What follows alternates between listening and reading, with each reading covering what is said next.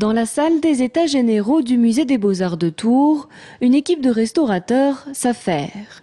Durant tout l'été, ils ont travaillé autour de 3 antiques, propriété du Louvre, en dépôt à Tours, mais issues de la collection du cardinal Richelieu et qui seront exposées au printemps 2011 au musée des Beaux-Arts d'Orléans lors de l'exposition Richelieu à Richelieu.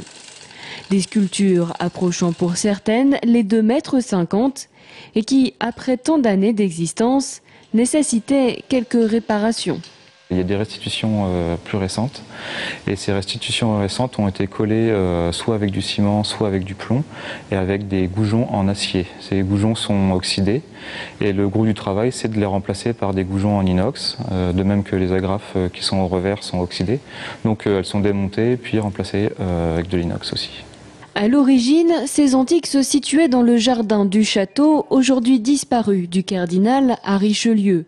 3 termes qui donnent un aperçu de l'impressionnante collection du cardinal, lui qui n'hésitait pas à mettre tout en œuvre pour obtenir les plus belles pièces, venues pour l'essentiel de Rome.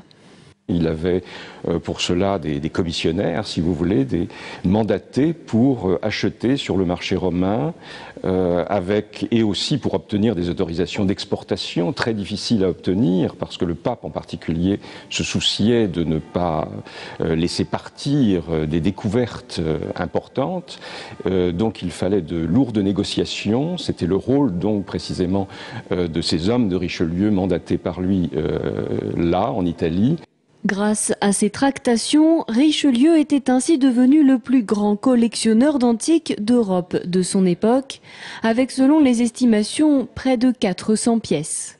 Il était donc normal que ces antiques accompagnent les toiles de la Galerie des Batailles, actuellement restaurée à Versailles, pour cette exposition qui en 2011 réunira les musées de Tours, d'Orléans et de Richelieu.